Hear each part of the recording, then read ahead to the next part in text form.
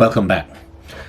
I think in the introduction video I mentioned the impact of anxiety and depression on mum's general well-being, and the impact I might have suggested something about the impact on the family. So it's well worthwhile having a talk through that, because it really has been a significant event throughout the last 7 months or so. So it was interesting that when Mum was first diagnosed with the lymphoma, she virtually immediately went into an anxious state, and for that first dose, and her treatment was a mini chop, which is 6 doses of chemotherapy and immunosuppressant drugs over spaced 3 weeks apart, just leading up to her first dose and for those 3 weeks after her first dose, she was in a highly anxious state for pretty much the whole time, and I'd sort of consciously decided that I understood about the anxiety, how it would hit her, and I would let her work through those thoughts herself. What I found was that the longer I let her work through those thoughts herself, the more insulated she became, the more isolated she became, and she really spent a good part of those 3 weeks just sort of blacking everything in the world out, and that was unhealthy. So we'd had some frank and honest discussions about Mum having to bring her mind back to the treatment, bring her mind back to being thankful and grateful for the blessings that we do have. But obviously, with another diagnosis of cancer, it was never going to be a walk in the park. Anyway, leading up to that second dose, Mum sort of snapped out of it, and she was really good for the second, third, and fourth dose. And when and even leading up, even on the day of the 5th dose, we went in to see Mum's haematologist, and on arrival, Mum discovered that her doctor was away on leave, and then instantly Mum started worrying about her doctor. Look, I should say this. Strangely, Mum's haematologist from 1993 was still practicing in the state health system, and was Mum's haematologist also now in 2020 when Mum had the lymphoma. So saying that Mum was worried about the haematologist might sound a little bit odd, but Mum's known her for over 30 years, or known her for 30 years. But anyway, another doctor was standing in for Mum's haematologist on that day, and he did what I'm sure he thought was the best thing to do, and what most people would expect them to do. And he said to Mum, well, your normal haematologist has said you're going really well through the treatment, and you're coping with the treatment well, and I can see your blood tests, and the blood tests look really good, so everything seems to be going really well.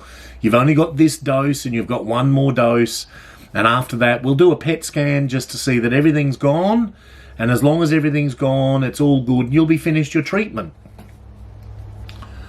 And Mum stopped for a moment, and she looked at him and she said, but what if it's not all gone? And he said, it's okay. If it's not all gone, we can give you a couple more doses of chemo, a couple more rounds of chemo, and we'll tidy up anything, we'll clean up anything that's left there, but you look like you're going really well, so let's be positive. So after that discussion with the doctor, we went out into the clinic, and they administered the chemo for Mum, and that takes a good 2 or 3 hours, and then we left. And on the way home, Mum said to me, so he said I'm going to die. And I was like, what? And she said, you heard him. He said I'm going to die. I said, well, no, that's not what he said. But Mum, you're right, we're all going to die one day. By the time we got home, she was in a highly, highly anxious state.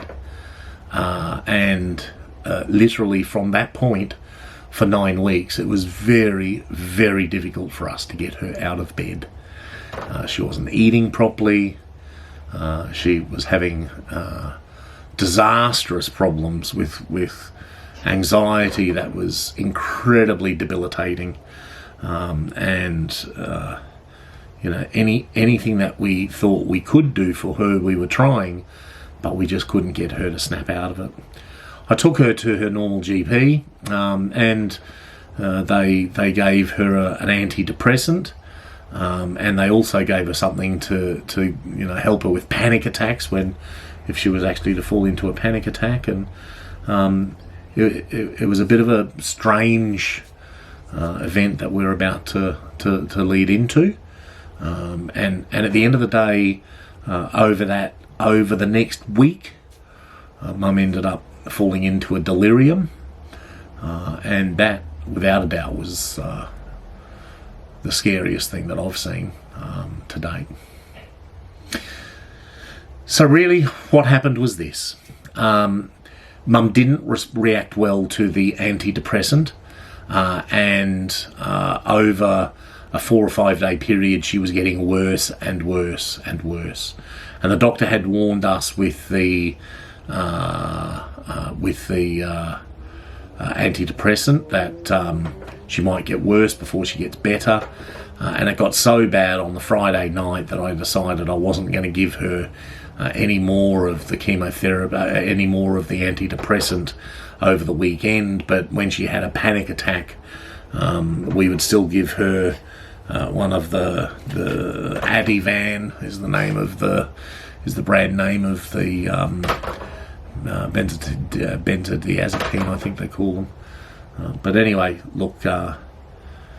In the meantime, the only drug that Mum had access to was GastroStop for diarrhea, and what she'd done in her panicked state, worrying about having diarrhea from the chemo, which came and went but wasn't there constantly. What she did was we had later discovered that she took 16 GastroStop in a 2.5 day, 3 day period, and she was incredibly compacted, had really bad constipation, and we were driving with her just to get her out of the house one day to try to relieve some of the anxiety, and she slipped into this delirium, and the delirium meant that she didn't know who I was, she didn't know where we were, she didn't know her name. While we were driving, she was trying to get out of the car. I turned around and just wanted to get her home as quick as possible and see if there's anything that we could do. So we got her home. She was desperate to go to the hospital. She wanted to go to the hospital. She needed to go to the hospital right then.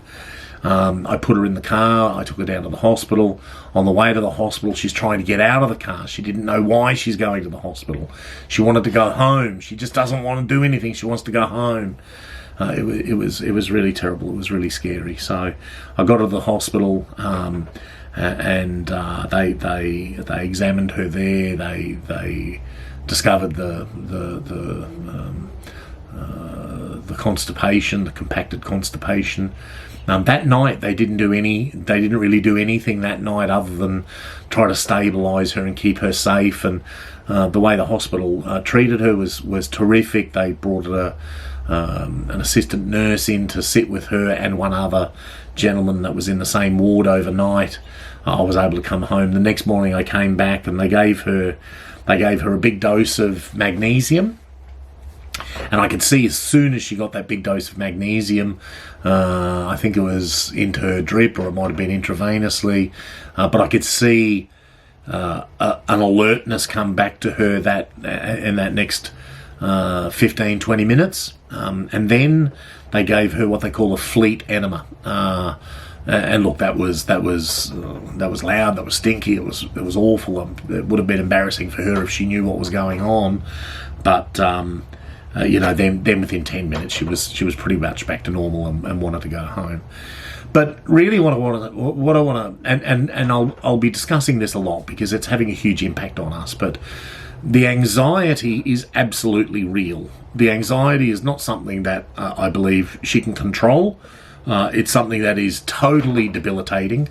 And it's something that we still don't have the answers for. And in fact, up until a week ago, so this is now 7 months down the track, up until a week ago, Mum was still in the grips of anxiety. And in fact, last Wednesday, I put her to bed, we said our prayers, and I said to her, Mum, if you are like this in the morning, I'm going to have to take you to the hospital, and they may admit you to do a psychiatric assessment, because she was in a terrible state last Wednesday.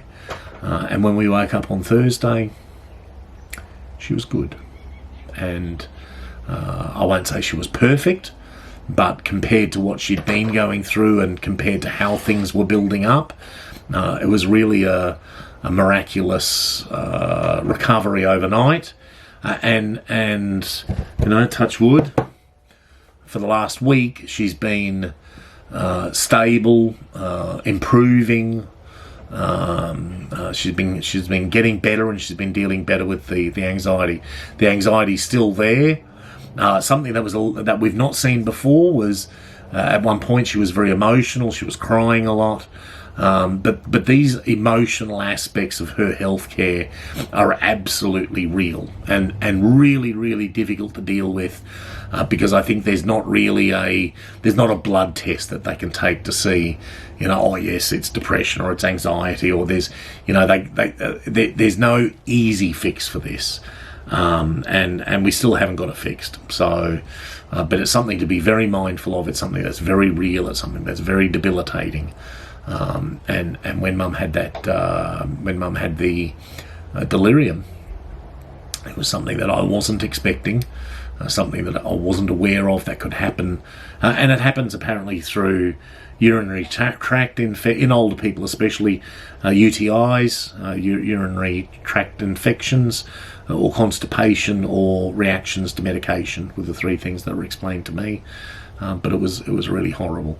I would wholeheartedly suggest that if a person that you're caring for, if a person that you love is suffering from anxiety and depression, please take it seriously. Please take them to their general practitioner.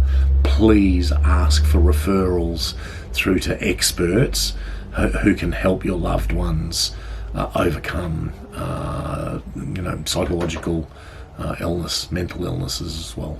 It's a terrible thing when it takes control. Anyway, I just wanted to touch on that. It will be a topic of discussion over time, I'm sure. Thankfully, at the moment, Mum is doing pretty well. She's pretty strong, and we hope to keep her stable in that sense now for a while to come yet.